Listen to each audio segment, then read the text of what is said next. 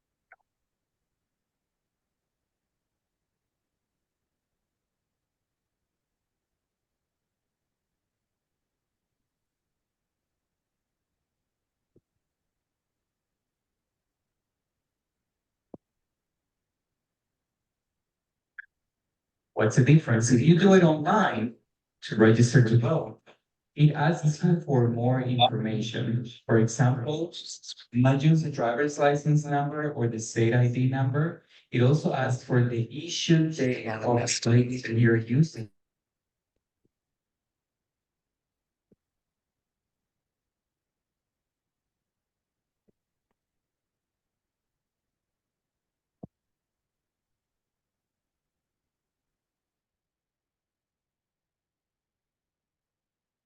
The system finds your record at the DMV and then pulls out your signature, and that will be your signature for your voting record. That's why it's important that, and they ask for this information and the last four digits of your social security number. Yes, you must provide those three pieces of information in order to use the Florida online voter registration system. So anyone in Florida can do this. It's a website for the whole state of Florida. And when somebody just fills out all of the information, everything is completed, then the county that is in charge of that specific voter will pull the information from the system, finish the process, and then will mail the voter information card to the voter to their house. So that is one way to register. And by the way, in all the slides that we have, I have a link that will take you specifically to those places where you can find more information.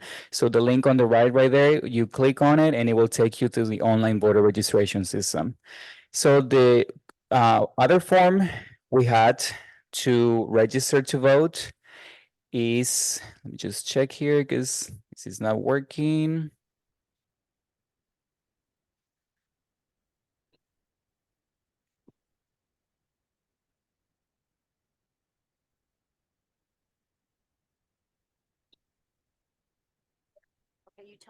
Okay, that's perfect. All right, so the other way to register to vote is using the paper Florida voter registration application, which was actually updated in April 17. We started using the new application. So our office will still receive the old paper applications. If somebody mails an application that it's, the old one, we'll still process the voter information. We will put the information on the voting system, but our office is currently just using the new form. At all of our branches, we dispose of all the old ones and we're just using the new one. But if anybody just mails one right now that it's the old one, we will still accept it. So for this application, basically people only have to provide either Florida driver's license number or Florida ID card or the last four of their social. It's either or, they don't have to provide both. That's the difference with the online system. Online, you have to provide all of those, but here only one, either or. And of course, numbers 1 through 6 and 15 have to be completed if it's a new registration, and any of the other information in the middle is just used for demographics.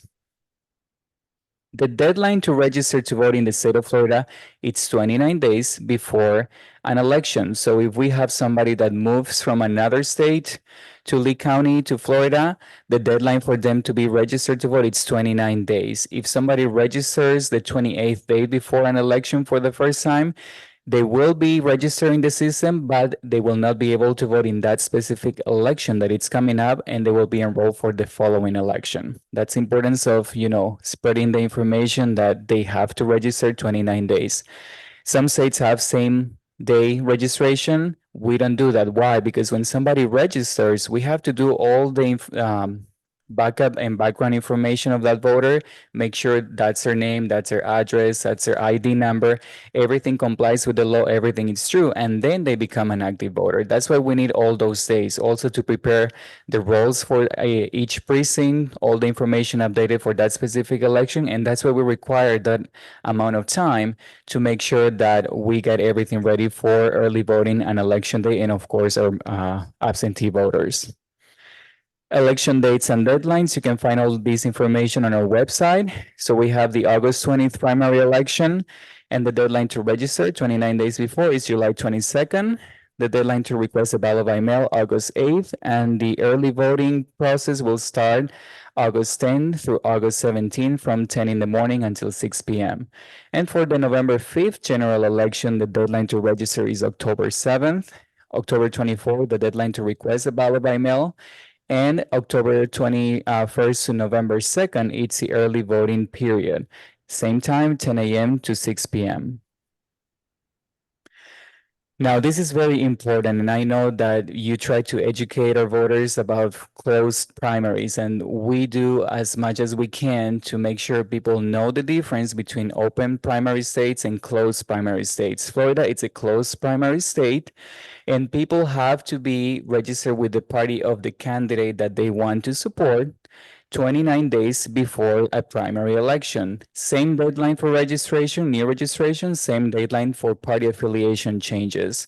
So people that are affiliated with a political party in a primary election will vote for the candidates that are running in their specific party they chose, plus the non-partisan contests that are going to be on the ballot. Non-partisan voters that decide that they don't want to affiliate with any of the parties will only be able to vote on non-partisan contests, but they will still have the opportunity to vote in the primary election. And that's very important to know.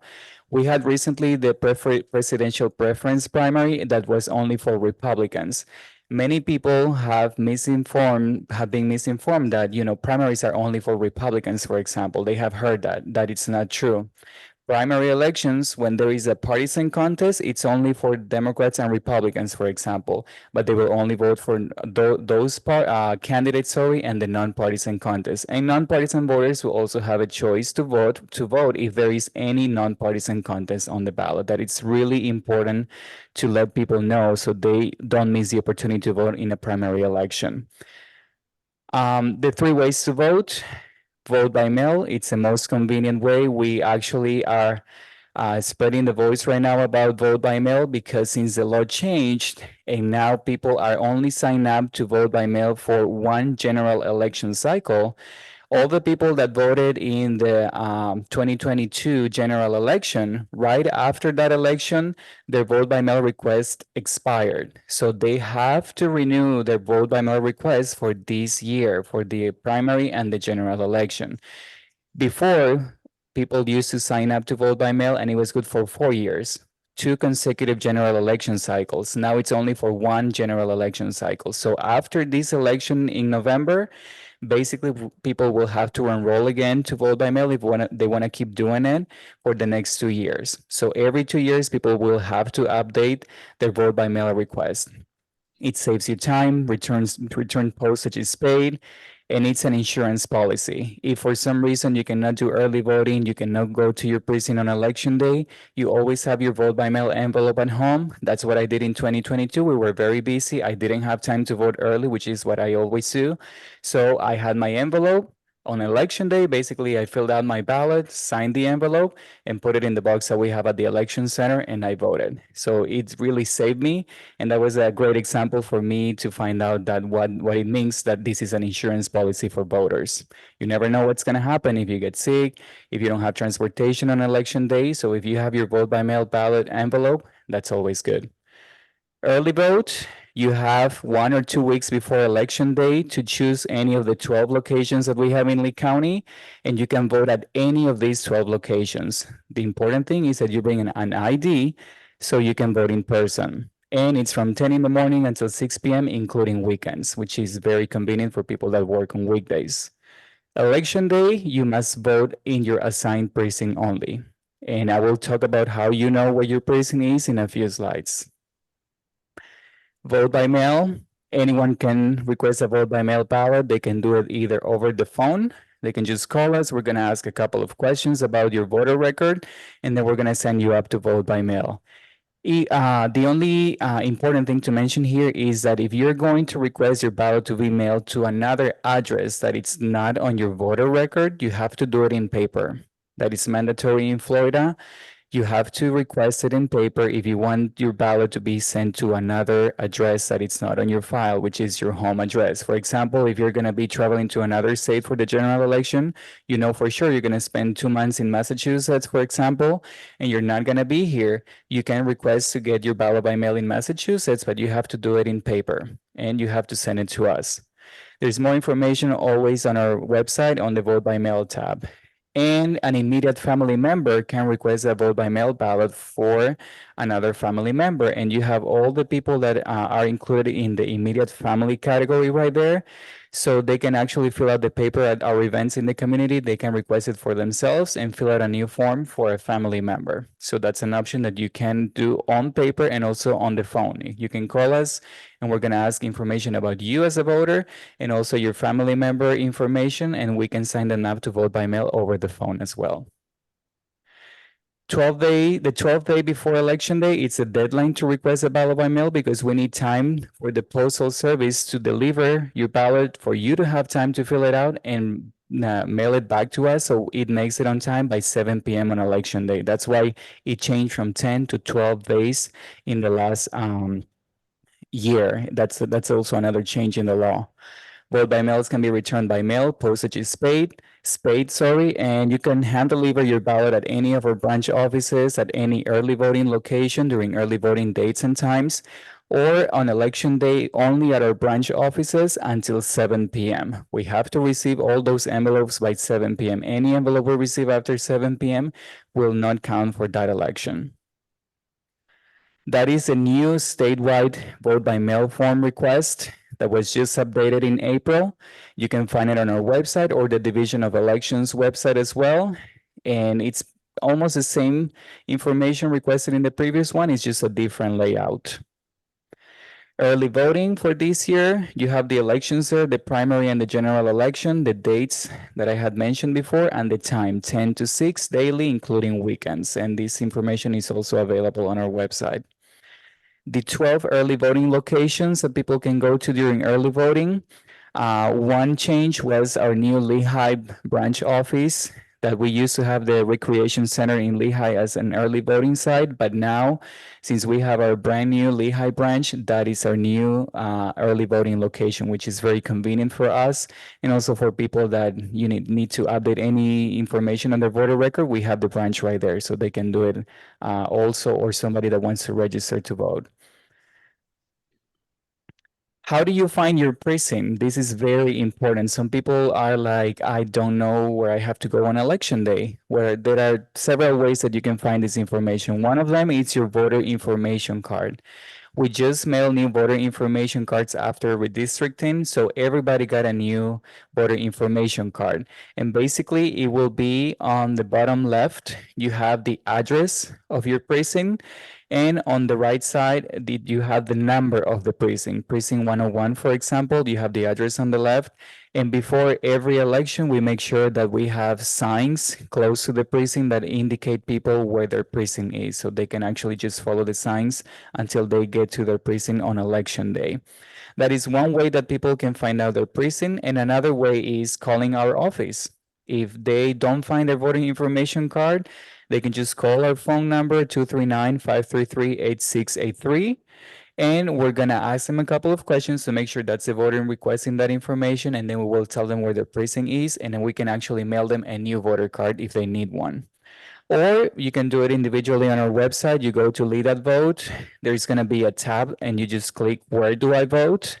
And then you have to complete the information that is requested, which is your first name, your last name, and your date of birth. After that, you click submit, and then it will tell you all your information as a voter and your precinct number and location. Who will be on your ballot? So as we know, in June, qualifying ends, so we don't know exactly who are the candidates qualified to be on the ballot in the primary and the general election. So after June, when we have the candidates, then we are going to do the paperwork, make sure everybody who is qualified to be on the ballot is certified, and then we will have the sample ballots available on our website. So people can either call our office to get a sample ballot, or they can go to our website, Lead@Vote. Then they click on check my voter registration status, fill out the same information I mentioned before, and then click on submit. And when you see all your voter information, there is going to be a little tab that says sample ballot. You click on there and you will be able to see your specific sample ballot for you. Because the sample ballot that we mail before the elections, it has all the contests for the whole county. So you're like, oh my God, am I going to be voting on all of these? No, you're going to be only voting for people and contests that are going to be pertinent to your address. So to find your specific sample ballot, just go to our website and you can print it and actually fill it out and bring it as a guide for you on the actual early voting location or the precinct that you vote on election day. 2024 offices to be elected, you can go to our website and then select election information and offices to be elected. And it's a long, long list of people, referendums that we're going to be voting for, the different positions in the district. So it's a very, very long list. If I had put that list here, I was going to take like 5 or 6 slides to put all that information. But if you want to see the whole list of the offices that are going to be elected, they are on election information and then on the offices to be elected, or just click on that link that it's on the presentation. Election preparation for both elections that we have coming up. We are every day doing interviews with poll candidates that want to be poll workers. We are always looking for poll workers. So if you can help us spreading the voice that, hey, if you want to participate in the process, instead of just complaining about something, just be part of the process, participate and see how we work elections, that we comply with all the requirements by law, and then you will change your mind if you have any misconception about how we run elections in the whole state.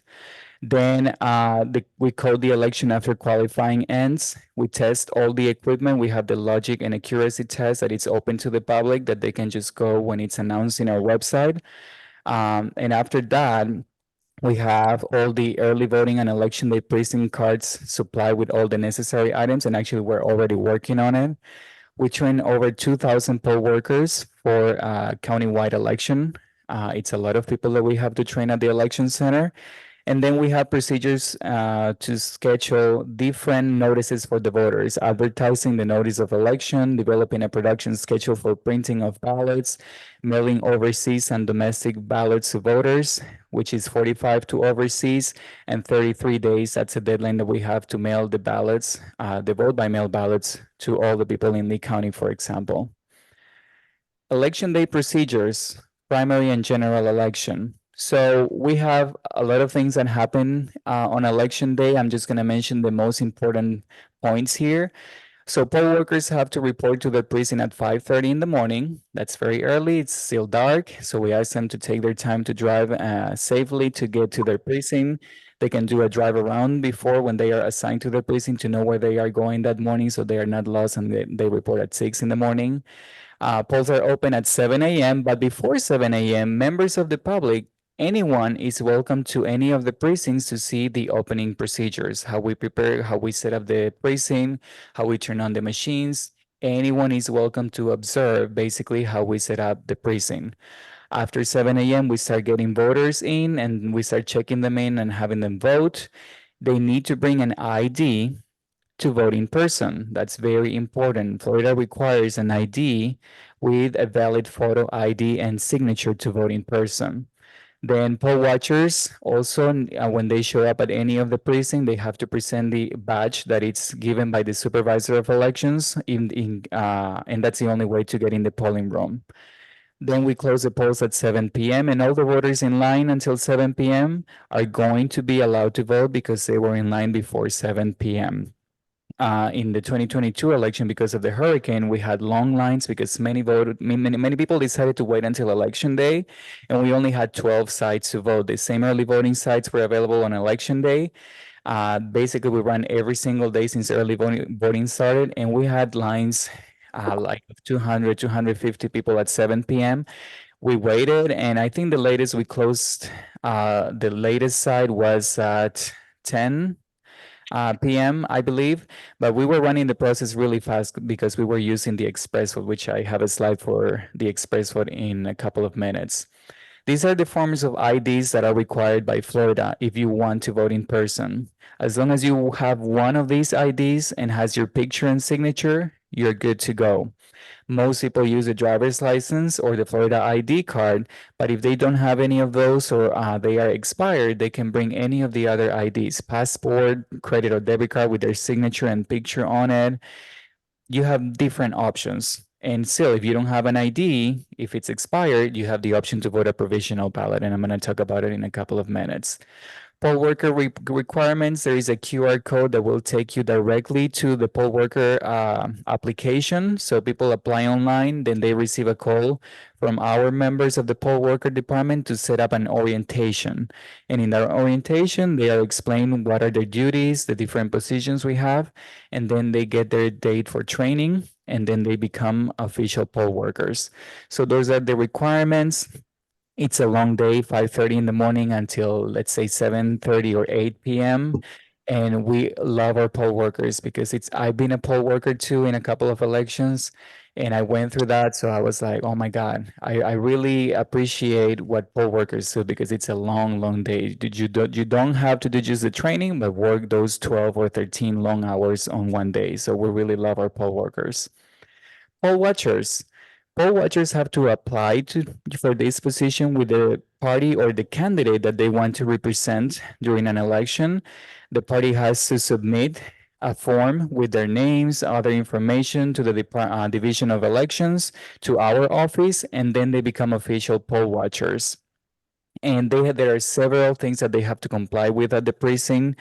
You have the two links on that slide. One of them is that will take you to the law, what the law says about poll watchers, and the other one will take you to the application that they have to fill out to become poll watchers. Provisional ballots. So if a voter does not have an identification that it's necessary to vote, or it's expired, or we don't find them in the voter system, but they claim that they are registered to vote, everybody is entitled to vote a provisional ballot. We don't turn any voter away. Whatever reason it is, they say they just moved yesterday, they didn't know they had to register, and some people actually registered the day before the election, and they believe that since some states have same-day registration, they are allowed to vote, so they show up to vote. We explain to them what the process is in Florida, and if they insist that they want to vote, we let them vote a provisional ballot. Then those ballots will be in a separate box. They will not go in the tabulator. They will not be tabulated at the precinct, and the canvassing board will be in charge of checking every single envelope with those ballots and do the research. We do the research for the canvassing board if the voter is actually enrolled in the system. If they are and they just presented an ID that it's expired, for example, we provide that information to the canvassing board, and if the signature of the voter in the record matches the signature on the provisional ballot envelope, then that ballot will be counted. So we do all the research in advance, so the canvassing board will just check one by one all the envelopes after the election just to verify all the information and see if a ballot can be counted or not. All of this evidence is presented to them, and all of these meetings are actually public. The public can attend these meetings at our main office building. There is a section for anyone that wants to attend the canvassing board meetings, and they are published on our website, on our buildings, and also in the county website. They can find when we have the canvassing board meetings, and anyone can attend this meeting. We have the link right there, for example, for all the information regarding canvassing board members, which basically the canvassing board members, it's the supervisor of elections, a county court judge, and let me just see, the chair of the board of county commissioners. So once we have the names of the people that are going to be part of the canvassing board, they have to do a training actually to become members of the canvassing board. They do training on signature verification, duplication, voter intention. There are so many things that they have to finish doing a training before they actually start canvassing ballots. The canvassing board meeting schedule, you can find it on our website. You're good. You can just click share. Thank you.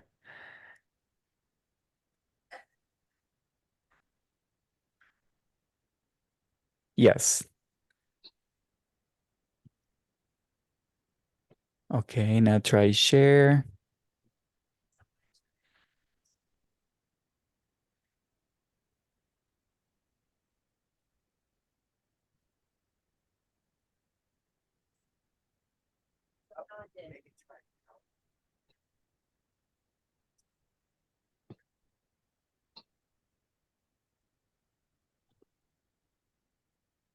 And the right. Okay, you're good. So To find the Canvassing Board meeting schedule, you go to our website, notices and mailings, and then Canvassing Board, and you will see the meeting schedules right there. The general election referendums that we're going to have in the general election ballot are listed there, the 6 topics that will be on the ballot. If you want more information about each of these referendums, I have the link that will take you to the Division of Elections, the Department of State, and you can see what the language will be for those amendments on the ballot. And people can start, doing the research if they want to support or not any of these referendums that are going to be on the ballot. You know that, we are a nonpartisan agency, so we don't take any part on, or position on any of these referendums. Our job is just to let people know what the referendums are, and they will have to do the research. And actually, I was talking to Marsha, and I said that you always have like a little pamphlet, a little brochure with information about the referendums. What happens if you vote yes? What happens if you vote no? What it means? What your vote means, basically yes or no on the ballot. And I love that pamphlet. So as soon as it's available, please let us know so we can actually post it on our resources and our website. And that is a resource we always like to share because it's totally nonpartisan. We love that. And people have anything that is nonpartisan, we'll put it on our website so people can do their research and use that as a guide to make up their minds and vote for whatever they want on the ballot. Lee County tabulation equipment, we have the Diez 950 to run the vote by mail ballots. It's a new machine we just got this year. It's very fast. And the company that we use, it's ES&S that provides services to most of the counties in Florida. I believe around 90 to 95% of the counties in Florida use the same company. We use the same voter registration system. And these machines are great. We also got the Diez 300 last year, and it's a fast machine. It has a lot of improvement from the previous machine, and these are great machines that we use for tabulation of the equipment. Now, the express vote, it's something that we use at early voting sites. If you voted early, either in the 2022 general election or in this past, for example, presidential preference primary election, for early voting, we mainly use the express vote. This device, it's fantastic because it was originally designed for people with disabilities. It has so many features. For example, it's a touch screen device. It's not connected to the internet. It's basically a printer. So when people checked in, they get a card with a barcode on the top that will basically print the specific ballot style for that voter. That voter inserts the card in the machine, and the specific ballot for that voter will pop up on the screen, and people have the option to use the touch screen to make their selections. And at the end, they will print the card with only the people or the things that they want to vote for. And people have the option to see printed also everything they selected, and that's their official ballot. After that, they go to the tabulation equipment and they proceed to tabulate their ballot. And it's basically it's a glorified printer. So it's very easy to use. It has also a pad with braille. So if somebody, for example, is visually impaired and they want to use this machine, they can do it. It has sound. We have headphones connected to the machine so people can listen to each of the contests on the ballot, and they can make their selections on the pad or also on the screen. The screen can be blocked. It could be turned to black and white for people that have issues, for example, on their eyes that they cannot see color. It's too much for them. We can change the color to black and white. This machine is fantastic. It has many, many features, and it's available for everyone that wants to use it. Here is a video that I'm not sure if we are going to be able to see it, that shows basically all the process of the elections. And let me try to see if it works. Okay. All right, you're gonna have this presentation available. I email it to you. You can feel free to send it to everyone. But this video is very interesting because it shows the whole process of how we run elections in Florida. And the only difference in this video to what is shown here to what we do in Lee County is that this video shows that all the equipment at the precincts on election day returns, for example, to the center where we keep the equipment. The only difference here in Lee County is that we keep the equipment locked and secure at all the precincts, and the following morning we start picking up all the information. So the results are modemed in a secure private network that it's only shared for our office. So they modem the results at 7 p.m. or 7:30 whenever the last voter finishes voting at the precincts. They modem all the information to our main office, and our main office starts receiving all the information from all the precincts, and then we have to proceed to give that information to the Division of Elections in Florida. So that's when we have the unofficial results by 7:30. And then after the canvassing board meets the Friday after the election and certifies all the provisional ballots, the vote by mail ballots, that's when we kind of have almost the official results, but the official results will be given when we have the audit for the whole election. Election security, the elections actually were designated as critical infrastructure in 2017. And I know there are some laws that are being process to make sure that our poll workers are protected, that they feel safe doing their job, due to the political climate that we're in. So we're really hoping that that passes and we can make sure our poll workers feel safe when they are working elections. Tabulation, we have a separate network that it's only used for tabulation. As I mentioned before, it's a private network that no one else can have access to it. And it will take several years if a hacker wants to actually get into our system to try to find out how to hack the results on election night. That would be really, really hard to do. We partner with different organizations that will help us to protect the vote in Florida. We have the Elections Assistance Commission, we have Center for Internet Security, Federal Bureau of Investigation, Florida National Guard. But basically, we also have the other 66 counties that are in Florida, and we actually work together. We have different meetings every year, conferences that are for the 67 counties to share information on how different counties are implementing the law, what's working for the counties that maybe we can implement in our county to make things smooth in the process for the voters. So we partner with the other 66 counties to make sure we can serve all of our Florida voters in a very professional and fast way when they have to vote. Our office locations, we have 5 with the latest addition, the Lehigh election branch office, and people can go to any of these branches. So for example, when we mail the vote by mail ballots 33 days before an election, that's when we put the secured ballot intake stations at each of these branches, and people can start just dropping off their vote by mail ballots if they want to do it in person. The same day that the ballots are mailed, the same day we put that box in front of our office, which has to be always with someone watching the box. That's by law. We have to have somebody there watching each of these secure ballot intake stations. So you can visit any of our branches, our social media outlets that you can always follow us and get all the information about elections.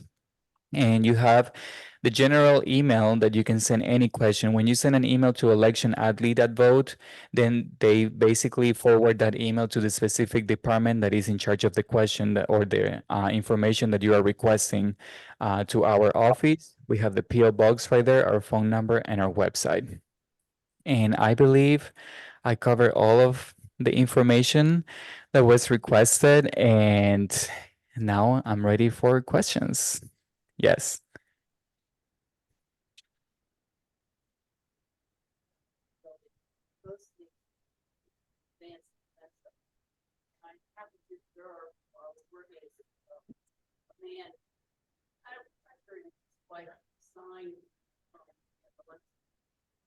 And of course, it was pretty party that I wasn't voting for, so I was pretty incensed about it. But it does bring up a question to me: has this issue become something that under the attention of the supervisor? That is a very good question because we by law have to provide our services to the assisted living facilities. Yes. Oh, okay. Yeah. So the question is that at an assisted living place that they had some residents with dementia, somebody saw a voter trying to kind of make the wife to sign an election form, and she was not capable, apparently, of making her own decisions. So by law, if you are mentally incapacitated, sorry, the point that you have in the registration application, if you are adjudicated mentally incapacitated, which means by a judge, you cannot make your own decisions and that it's ordered by a judge, that's when a voter cannot register to vote or vote. That has to be decided by a judge. It's not decided by us as the supervisor of elections office. We cannot make that call of, okay, you can vote or you cannot vote. We cannot do that. If you see anything like that you're concerned about, just call our office. We're going to direct that concern directly to the commission that is in charge of doing any investigation regarding to fraud or anything like that. Because when we go to assisted living facilities, one question that we have is how do we make sure that people that work at assisted living facilities helping, the people that are living there to fill out their ballot, they are actually being, nonpartisan, or they're just helping their residents to fill out their ballot in the right way. So we have had different concerns about not exactly fraud, but they are not sure if the people helping them can do that. We offer also supervised voting and assisted living facilities that they have to request it to our office, and they have to send us a list of voters that want to do supervised voting. We have to make sure they are active and registered voters, and then we actually will bring their vote by mail ballot to them on one specific date that we schedule with the facility, and we can help them fill out their ballot and bring it back to the main office so it can be tabulated. So that's a service that we provide also, that all elections offices provide in the 67 counties of Florida. So if anybody's interested, they have a deadline to send that, which is, I believe, 30 days before election day. So you can contact me if you want more information about that, just to make sure that representatives from the elections offices, basically we bring a little precinct to the facility to help people vote, only people that request that service, just to make sure. So I hope I answer your question. We have limitations on, saying who can and who cannot. It has to be adjudicated by a judge and not exactly by us. But you can always call us if you have any of those questions to make sure what's the process that we can help that person in that facility to make sure that, everything's is done right. That's what we try to do.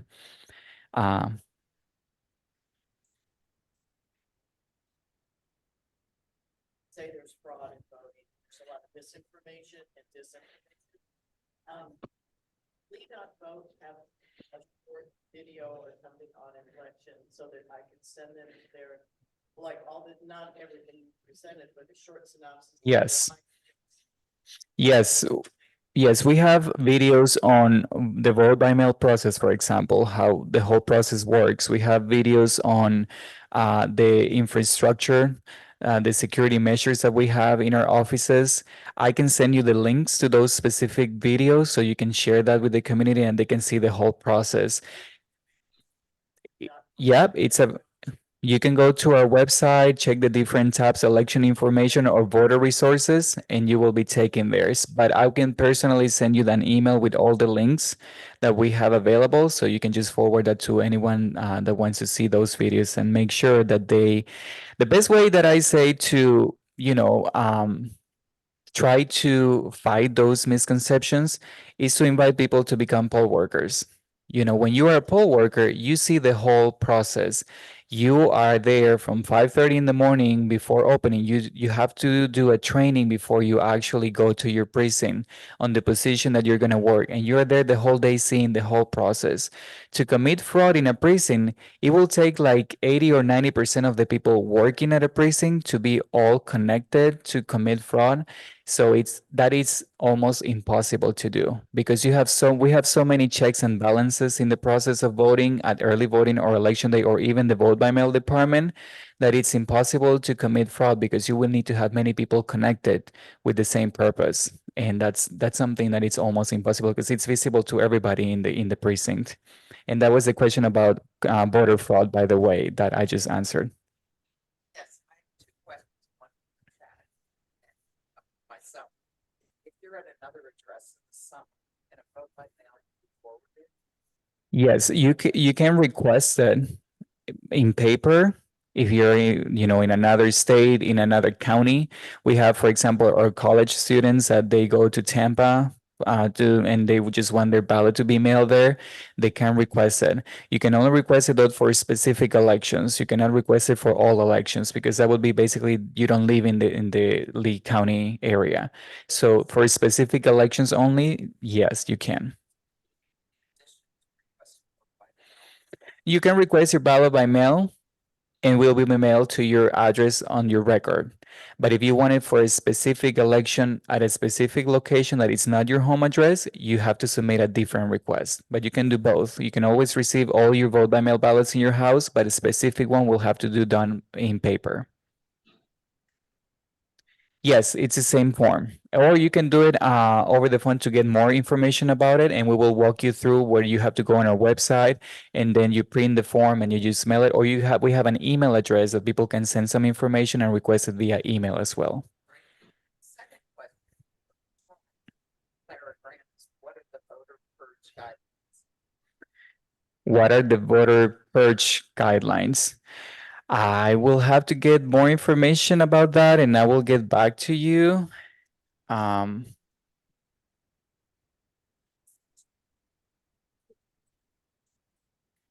Well, basically, if you don't vote in 2 consecutive general elections, we mail you something to the address that it's on file.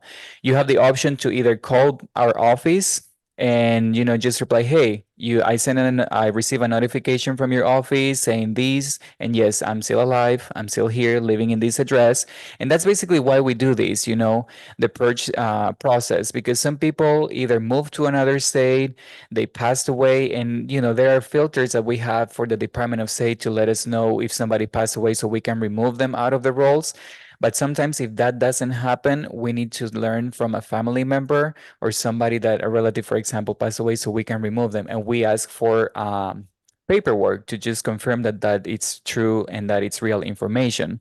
So if after 2 consecutive general elections, somebody, didn't show up to vote at all, we mail them a notification. They have to reply either by phone or reply with the same notice. We send something that it's postage paid that they have to return to our office to say, just to confirm that they are still in the same address and they would like to be still an active voter and be registered to vote for the next election. When they do that, they automatically get the check that they are still enrolled and they can vote in the next election. That's the difference. That will be an inactive voter, and they will become active once they vote on the next election. You're welcome.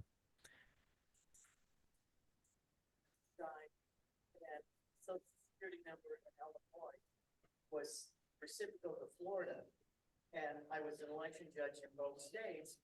So I called the office and they said, well, the social security numbers, unless you killed someone and buried them in your backyard, the social security number is going to show that person is deceased, which I assume is the answer to people talking about everyone in Illinois is voting dead.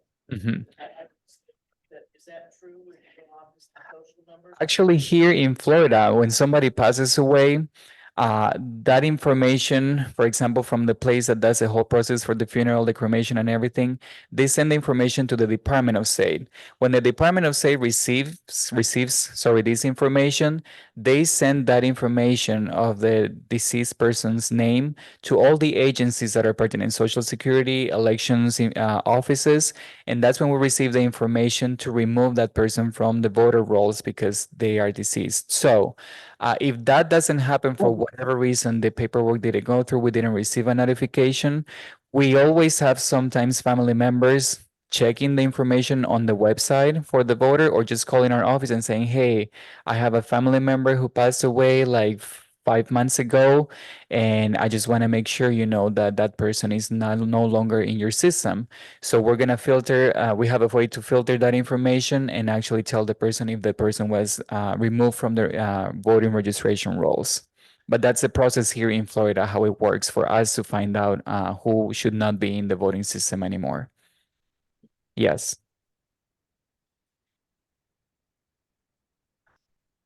I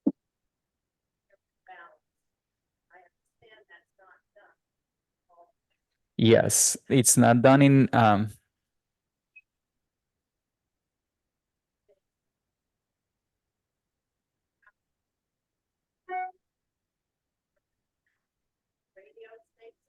Yes, that it.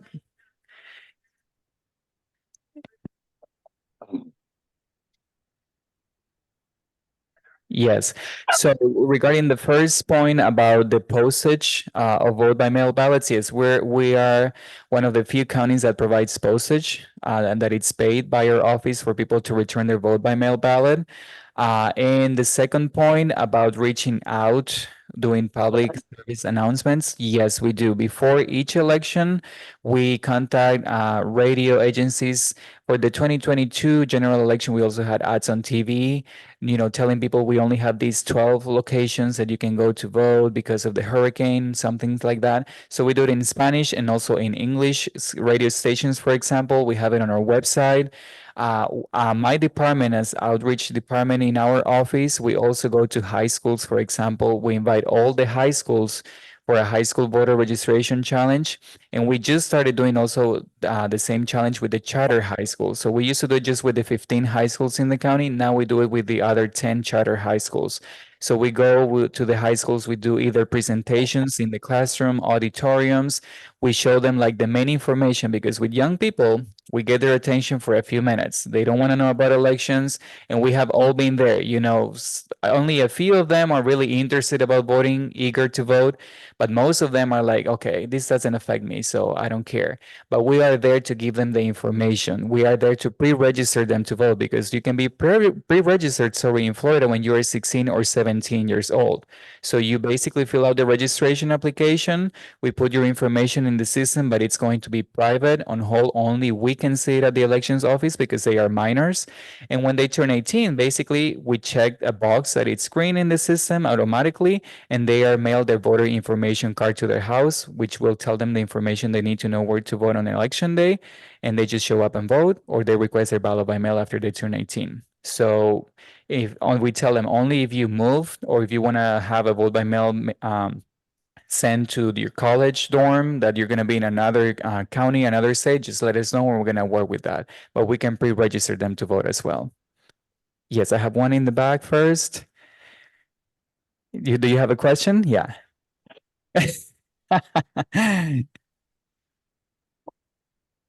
Colleges and universities, we are mandated by law also to provide voter registration drives or do any kind of activities with colleges. One activity we do every year is Constitution Day in September, in National Voter Registration Day. We reach out to all the colleges in Lee County to see if we can do a voter registration drive on the busiest day of the week that we have Constitution Day. Recently, for example, we have an SGA, Student Government Election at FSW, where they're choosing their president and vice president for the Lee County campus. So we basically run the election for them. We created a ballot, we brought the equipment, voting booths, and right outside of um, the cafeteria, we set up a precinct and they were just voting during a few hours. So we offer our services to colleges. Unfortunately, we don't get the demand from the colleges to say, hey, yes, let's partner and do this. We're always trying to get to do that. We recently had an presentation at FSW also. We had two the same day with Mr. Doyle. One of them was in the morning to reach out, to students that go to college in the morning. We only had one person, show up. And in the evening, we had another one, and we only had a class. It's one of the judges that we have in Lee County that also teaches at FSW. He brought his class to the presentation, but if he hadn't brought his class, we were going to have also maybe one or two attendees to that. But it doesn't matter. We're there. So if anyone has a contact at colleges and there is a way that we can partner with them to provide voter information, we are open to do that. We love reaching out to our younger voters. They need to be informed. They need to know how easy it is to vote, and it's so convenient for them. They can just get their ballot mailed to their dorm.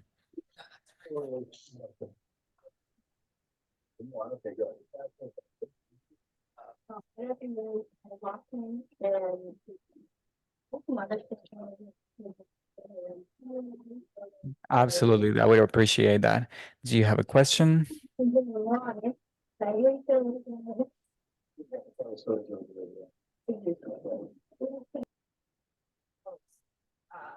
Typically Lehigh Senior, Yes, they are always, yeah. discussions about why that is, and that intersect potentially with the DMV. right? Because when a kid turns 16, don't they capture at the DMV? If they get their permit, for example, they are asked at the DMV if they want to pre-register to vote. DMV also does pre-registration. So they can do that there. But the numbers for a high school challenge are only the numbers of the applications we get when we visit the school. Lehigh is the only school that we visit for 2 days in a row or 3 days in a row, and we target as many classes as we can in one day. We bring 4 teams and we do like 4 classes consecutively in each of their periods. And so, yeah, so I know that Lehigh, East Lee always represent. Yes. But I had a conversation with Mr. Doyle, about those numbers, and, sort of anecdotally, we had a discussion about that, a lot of young people want to register in PA. Yes. Right? And I just am wondering, with how well it's explained, this primary, because we start to get into the weeds when we're talking about this upcoming primary in August. And even among, seasoned, educated folk, there's some confusion about how MPA registration impacts those primaries. Yes. I just am wondering what sort of outreach materials are provided, for those high school students as they're weighing that decision, or at the DMV, that may be available for even some of us seasoned folk when we try to address that knowledge gap. Yes. So that is a very good point, asking about the closed primary election state information to high schoolers or anybody that it's not from Florida, or we have people that are new to Florida. So in the same presentation that we do at the high schools, we do have a slide talking about closed primaries. How choosing a party it's important, but also as a nonpartisan voter, you can vote on nonpartisan contests. So we go over that. The best way that we like to explain that, it's like, it's like the playoffs, that those are the primaries, and then the winners will go to the Super Bowl, and in the Super Bowl we have the winner of that specific contest. That's one way that we do it in those presentations. We have a slide specifically to talk about closed primaries at the schools.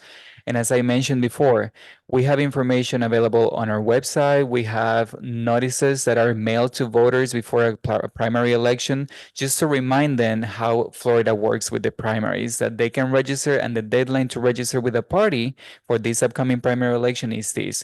So we let our voters know through notices in the mail, on our website. Any way we can just, reach out to voters in the community and let them know how the primaries work here. This has come up time and time again, it's sort of, there's the message I communicated to you, and then there's also the message that if you want to have a voice in education, elections, and your government, and that you need to register, this is what I've heard, as a Republican, so that you can vote in the primaries. Right. I'm just saying that this has been misinformation that's been out there, instead of like the message being everyone votes in a closed primary, which is, I think, a little bit clearer. Regardless, everyone votes in a closed primary. And then this sort of leads into my next question. And my next question is, I have to think about it.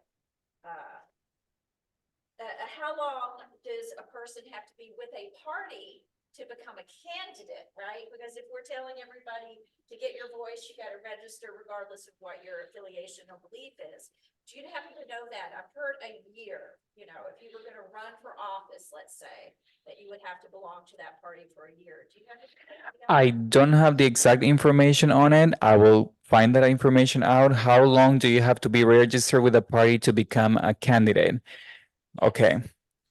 a lot of party switchers because of sort of this confusion over the closed primary? People are, jumping party because they think that's the only way that they're going to be able to weigh in on these closed primary races that are deciding who's going to be filling these roles, right? It's not necessarily that they're going to a Super Bowl. It's like the Super Bowl just happened. Yeah. I'm just saying that. So I have a couple of other questions. So I was recently heard Mr. Doyle speak at a meeting, and we had some discussion about the wild card. Can you tell me where the wild card site's going to be for early voting in Lee County this upcoming year? that information for you because I don't have the information about the wild card where it's gonna be for this election. Awesome. I've got several more questions. Do you mind answering it? Does anyone else look at that one? Yeah, sorry. Yes. For a hurricane, on or around, falls, electric. Can you repeat the beginning of your question, please?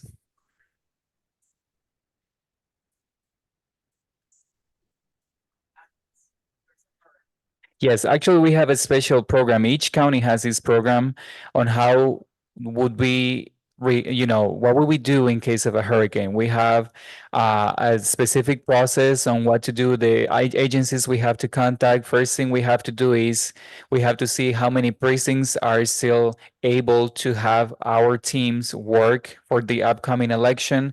That's why in 2022, sorry, for the midterm election after the hurricane, that was the first thing we did.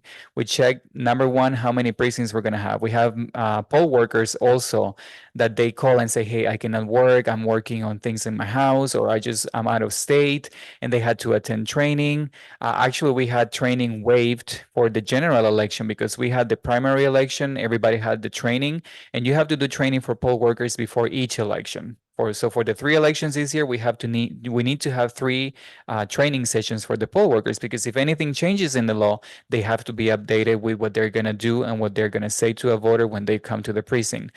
So that was the only time we had the training waived by the governor in 2022 because there was no time, and we had also a few poll workers. Most of them just, they were not able to work. So we have to see the facilities that are able to host us. We have to make sure how many poll workers are going to have. We have to send voter information cards to voters that have a new location or their location is not going to be available and now they're going to be voting on this location. We have to post that information if we can in the newspaper, on our website. Just let everybody know if they're going to still have the same precinct or their precinct has changed due to the facility not being able to host us on election day.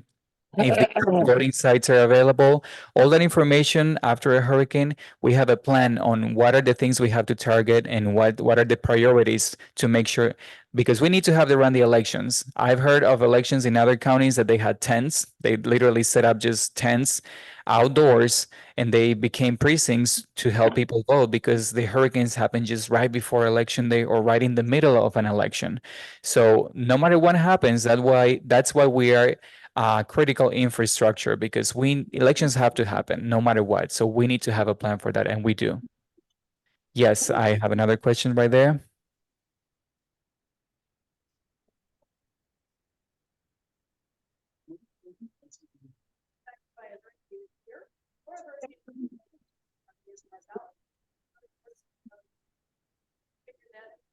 You're talking about the Fort Myers Beach area?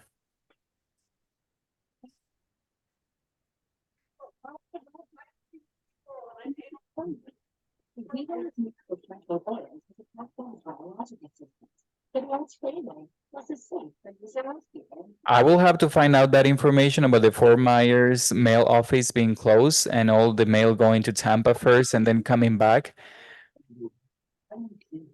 Okay.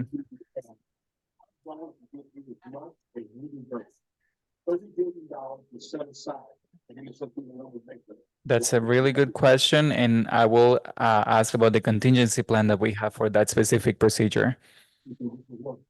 Okay, I saw some. Okay, yeah, I have another question there.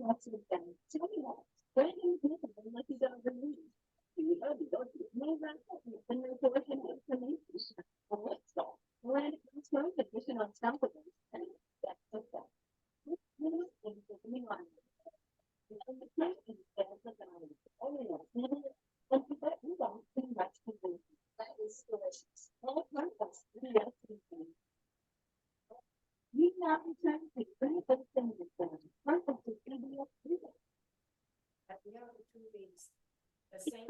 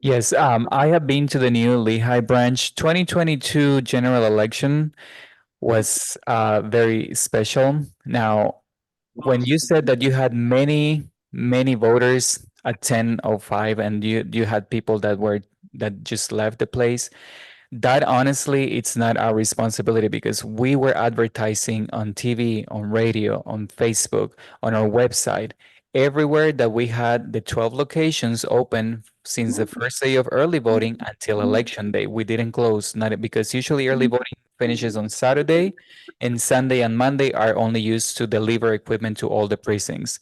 But in that election, we ran the early voting period basically until election day. And we were letting people know there are only 12 locations. Most of the locations after the hurricane were unavailable. We were not able to find locations in such short period of time because we have to comply with the law, see that there is parking available for handicapped voters, for example. We have to find there is a person in charge in the office of verifying each polling location and that they comply with all the requirements by law to become a precinct. If one of them is not able to host us because they don't comply with the law, we have to find another one, and that takes time. It's not like we call you, hey, can you be a polling location? They say, oh, sure, just come here and do this. We have to see the outlets for the machines. We have to see the space for the precinct that day. How many voters can we fit in that room? There are so many logistics that go on that, but it's the voters' responsibility to be informed that early voting starts on this date. It runs on weekends, 10 to 6, and if they just show up on election day, 5 in the afternoon, 6 in the afternoon, chances are, if many people do that, you're going to have a long line and then you will have to wait. So it's the voter's responsibility kind of, figure out what's the best way to vote, request your ballot by mail, do early voting, or on election day, you may run into lines. That's why we try to advertise the other two ways to vote, not only election day, you have different ways to vote. Now, about the handicap parking, the facilities that don't have handicap parking, they have, for example, material to create new handicap parking spaces in locations that don't have enough handicap spaces. The recreation center it was a very popular location because it's far from the Lehigh Library, which are the only two early voting locations in Lehigh. So many people were going there. But again, it was a special election, literally what we had in 2022 because we didn't have many locations.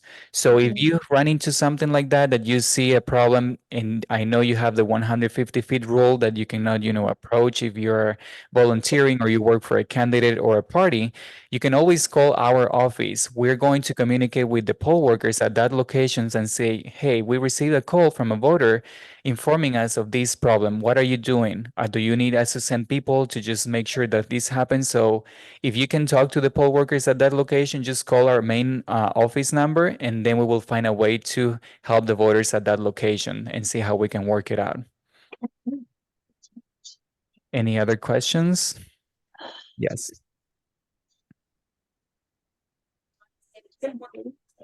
Okay. After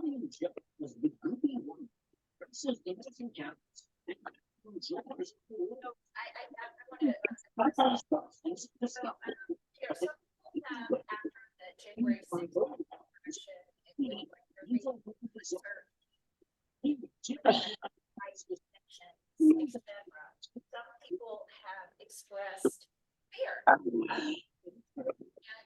some folks have even gone as far as to change their party affiliation. All right. So I'm curious in the database. Public voted for in the election. No, the only information, and it's, you know, the Sunshine State Law, they can see who you're registered with, what party you have. That's public information. But they can never see who you voted for. Why? Let me give you an example. When we receive vote by mail ballots, the first step is checking the signature of that voter on the envelope matches the signature in the system. That is the first filter. If that goes through, it goes to the next step of opening the envelope. So we have a machine. We have people that help us in every election to make sure, you know, the machine is running, a ballot doesn't get stuck, a ballot doesn't get ripped. If not, we have to do the duplication of the ballot. When that happens and that ballot comes out of that envelope, all ballots are going to be just distributed according to the precincts. So they continue with the next process, which is tabulation. So once that ballot goes out of that envelope, we don't know who it belongs to. Ballots don't have a barcode. So the only barcode that is available is on the envelope to just scan and see the voter record on the computer. But after the ballot comes out of that envelope, it just gets mixed with the pile of ballots, and we distribute them by precincts, and we continue with the process. So basically, your name is not on your ballot. You don't have a barcode on your ballot that we can scan and say, oh, this ballot belongs to, you know, Marsha. It's impossible to do that. So it doesn't matter. It's not going to be visible to any other voters. All right. So if you have any other questions, I will get back to you with the questions I was not able to answer today. So you can distribute the answer to the people in Zoom and also the people that are attending today. Thank you so much for having me today. And anytime you need a presentation, just let me know. Thank you. Thank you very much. Really appreciate all that you shared with us and all the work that you've been doing around the whole county. And we do look forward to working with you in the future and sharing information. And thank you for that offer and your comprehensive approach to this. So we really appreciate that. So Eileen, I think we're ready for the other PowerPoint. While you're doing that, no pressure. We'll start with the people who are not on the PowerPoint as far as our leaders. As I mentioned, we do have a number of people in the league who are working on a variety of issues and behind the scenes, as well as through our educational programs and our advocacy. And so looking around the room, we have Nancy Leverance, who's our events coordinator, Sue Osen, who is the coordinator of Observer Corps. She encourages people to go to government meetings and report back to us, so we have firsthand knowledge. Sue, would you like to say anything? Oh, okay.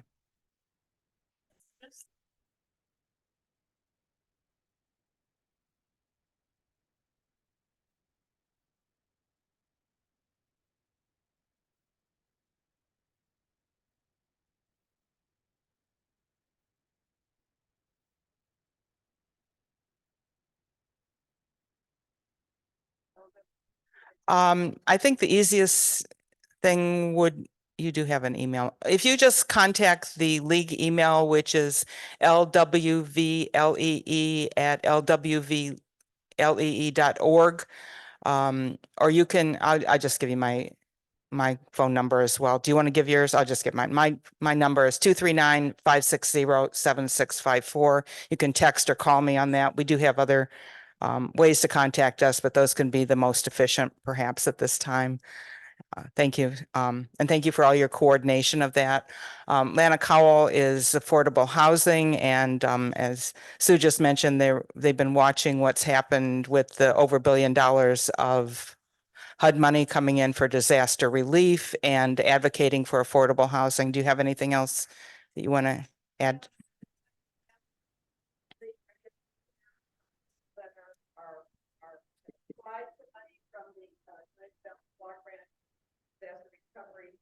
The $1.1 billion, and you've got some information on questions. It would be helpful if you call us, share that information with us. Thank you, Lana.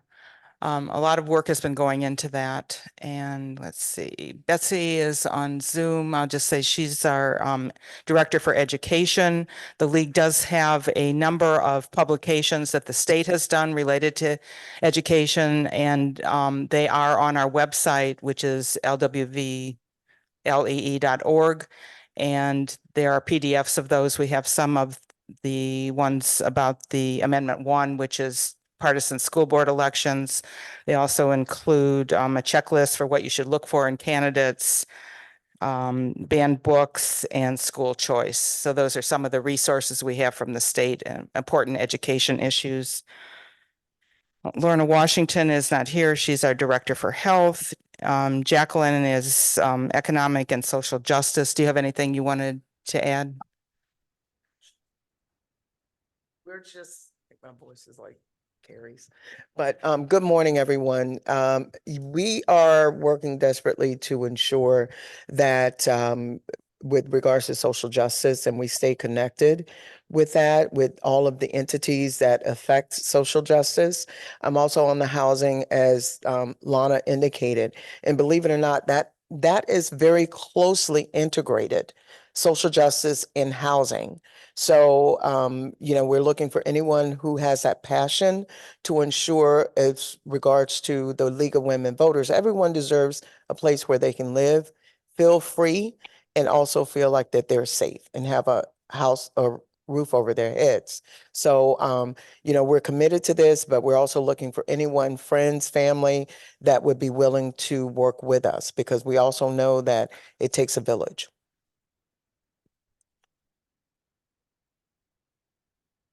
Thank you, Jacqueline. I want to mention a couple other advocacy things before we go back to our voter services activities. The League is collecting petitions for the right to clean water. We are collecting petitions for Medicare expansion for the state. Both of those are for the 2026 election.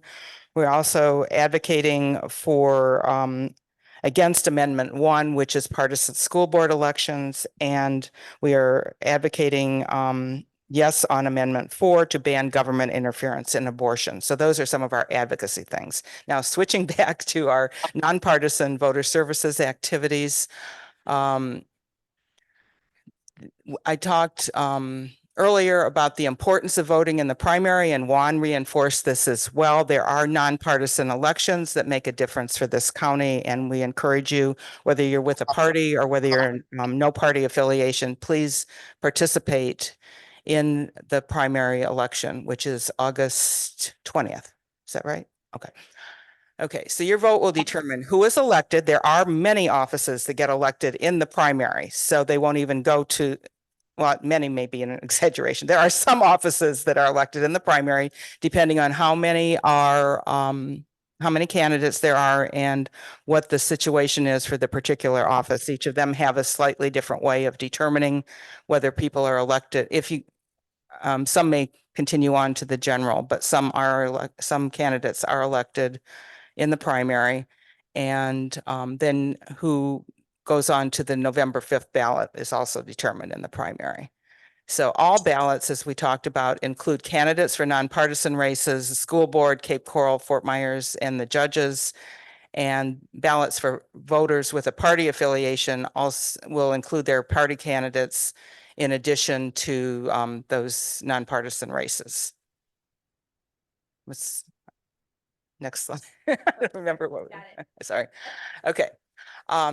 The League publishes an online voter guide, Vote 411, which also has other information. We normally talk about Vote 411, but on Vote 411, you can register to vote. That means you can link to the appropriate place to register to vote. We don't actually register voters. You can check the you can check the status of your registration. It provides a link, so it would bring you back to the Supervisor of Elections in Lee County. You don't have to go through Vote 411 to do any of these things and to find out what's on your ballot. And Juan mentioned these as well, finding your polling place. Okay, so these are some of the things that the League actually does. For each election, we reach out to all of the candidates for each race and ask them questions, and then we publish that. So what we have are questions that help you to understand what the candidate believes and what the candidate wants to do. And also we will have links to their website and Facebook. So everything is in their own words. All we ask is that they not talk negatively about other candidates. They need to talk positively about themselves. And that's usually we don't have a problem, but if we do, we ask them to correct it. So we never publish something negative about another candidate. And it would also give information on where there are candidate forums around the county.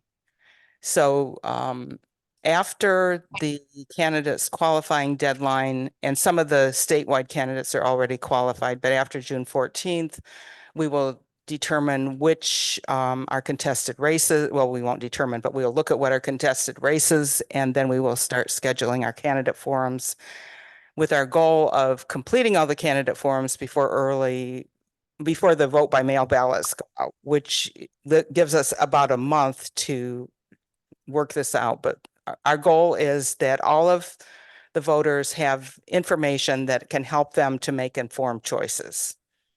When we have the forums, we ask each candidate the same questions. We don't have forums unless we have, we'll never have an empty chair, and we will never have a forum that only has one candidate. We do not support any candidates or parties, so that's a very strong league policy. And then when we do have the forums, and we started this in recent years, we do record them. We plan to do that this year as well. And we will post those recordings both on our website, on Vote 411, and we will distribute that information around the county. Juan mentioned this. There will be 6 Florida statewide ballot initiatives, and the league will prepare pros and cons. The state league, actually it should be Florida League. The Florida League will prepare, the Florida League, sorry about that. The Florida League, the state league, will prepare pros and cons on each initiative, and we do publish that. In prior years, we have had a printed guide. We also have a PDF of that, so it will be available around the county. And then separate from that, well, okay, so that's all. There will be 6 statewide initiatives. You can see that: partisan election of members of school district boards, right to fish and hunt, adult personal use of marijuana, amendment limiting government interference with abortion, annual adjustments for value of homestead exemption, and repeal of public campaign financing requirement. On those issues, or pick up positions, state that in the voter's guide? No, we do not state that in the voter's guide. What will happen, the voter guide will have the pros and cons for each amendment in separate information, separate forums, separate from our nonpartisan voter information. We may have additional information, and we do have positions. The league has positions on Amendment 1 and Amendment 4. So we will be doing that separate from our nonpartisan information. It's a little confusing to brush up on that myself, but that's league policy to do it that way. So we already have a brochure on Amendment 1 that is actually on the table, and it's on our website and on the state website. Marcia. Yes. Sure. All right, great. So, working with the league, you have the benefit of a lot of tradition, a lot of history. We have questions that have been developed previously that help guide the questions that we develop for the upcoming election. The importance of these questions, the specificity, how they relate to our local issues really present an opportunity for us to give the voters the information they need so that they are voting on policies and positions, and it doesn't become a 100% partisan driven election. We want folks to get to know what the candidates think and how it relates to their lives, right?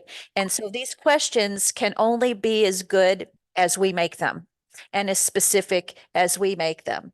So, we're the voice that makes the information relevant for our community. So as we develop the Vote 411 platform, as we participate in opportunities with the candidate forums, let's be sure to share with one another our questions, so that we can evaluate those for what we're going to send out to the candidates. We really want to address the community development districts because we have the second highest number in the state of Florida, and lots of folks. It would be really interesting to get some population numbers, some statistics about how many voters, how many people are living in these districts, because this is a major player in our community, and talk about those issues for the quote unquote little governments, right? So that the residents who are in the community development districts have the opportunity to see the positions and the policies of those who are governing them. So please reach out if you have questions that you want to see in the 411 guide and that you want to see in the forums. Thank you, Sandy. Thank you, Marcia. And for those of you who haven't met Marcia, this is Marcia Ellis, second vice president of the league. It's our next. Okay. Okay, Jerry Ware is our her title is Community Ambassador and Voter Registration. She's not able to be here today, but she has been getting us involved in a number of community activities, outreach throughout the county, and focusing on voter registration and vote by mail, and people just getting involved in the election. So Jerry Ware is the director for that. We also, and Eileen mentioned this earlier, do you want to speak some more on the youth? Thank you. I serve as first vice president and handle communications and technology with the assistance of Marcia Ellis and Jacqueline McMiller. We always need a backup, and Lexi from Collaboratory. So it's an exciting time because for this important demographic that we need to replenish our pipeline of our age cohort, we have two initiatives.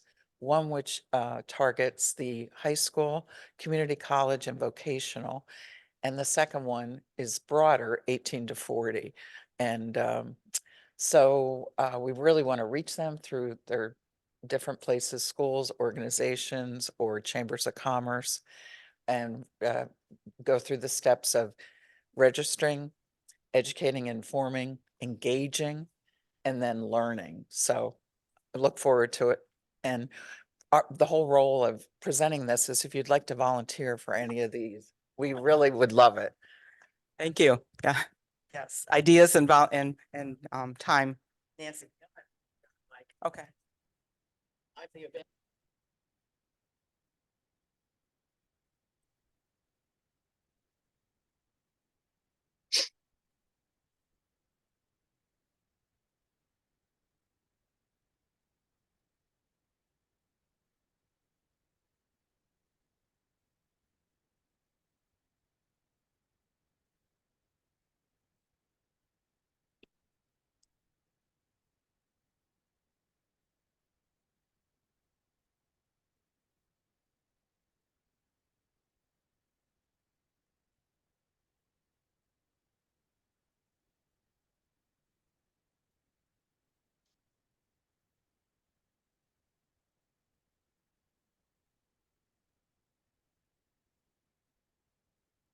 Thank you, Nancy. Returning citizens. So the league has resources for returning citizens and to help persons with prior felonies and completed sentences to regain their right. And although Amendment 4 in 2018 gave these felons that right, we know that there are still some issues related to obtaining that right. So the league does have pro bono legal assistance available. And it can be obtained by calling these numbers, and we also have those on the cards over here. So if you know anyone who needs this assistance or would like this assistance, please have them contact the league, and they can help them to work through the process and all the way up to the point where the courts may be determined whether they're eligible or not. So it is a service available. On that, Sandy, just as a clarity. So if you had someone who wasn't sure, and we know last election, I think there were some folks rounded up that thought they could vote, but they ended up not having to vote, and then they ended up having to go through some trauma, stress, legal challenge, et cetera. If someone's not sure, would they be able, let's say, to call if they're not sure and they don't want to get in trouble because they saw what happened last election? Sandy, would they be able to call this and get some clarity? Yes, yes. This is not, we do have a number of pro bono attorneys who will help people, whatever the issue is. So that around the state. So we have a central clearinghouse, and then they will be contacted. And on May 25th, the returning citizens bus will be at Friendship Baptist Church on Palm Avenue from 9 to 3. So that's another opportunity for people to get assistance and more information for rights restoration. And Willie Middleton is our coordinator for that. I forgot to mention. So we have a lot of people who are active, but not all of them were able to be here today. So what else did we have? Was that it? Okay, so we'll be working along with everybody else to get out the vote for the next election, community outreach, making sure that voters are informed, reminding them to vote, sign up to register, get vote by mail. We do that through emails, and we are hoping to get into the 21st century and use League in Action, which is a texting app. It's texting app. We haven't quite gotten there yet. Another reason we can use some younger people to work with us, and postcarding and phone banking. So those are some of the things that we will be working on in the future. Election protection, we're part of a national coalition and so there's a number to call if there's an issue, and they also are, I'm going to get the right word, recruiting poll monitors for the election, which is separate from the poll workers and poll watchers. Poll monitors have to stay outside the 150 limit, but they can observe what's happening and provide assistance to voters on that day. So we will be recruiting for that. And we heard from Nancy. So it says that gather the data on the issues that the voters are facing. So is there a protocol for that set up yet, or is that yet? We've had that in the past. We don't have that right now, but we will be getting that out. So, which is a good lead into those of you who are not on our email distribution list, please sign up, because we do share all this information on a regular basis, and it will help us to get information to you if you get information, if you sign up for our email list. So looking around the room, I think most of you are, but please sign up. There was a sign up sheet at the desk, and I think it's still on the desk outside. So just your name, phone number, and email address. We ask for the phone number because sometimes we can't read the emails writing, so we like to check on that. So I want to thank all of you for coming today and for participating and all the work that you're doing to encourage people to vote in the elections and get to vote as informed citizens. Does anyone have any final comments or questions? Okay. And if you're not already a member of the league, please join. So thank you very much. Appreciate it.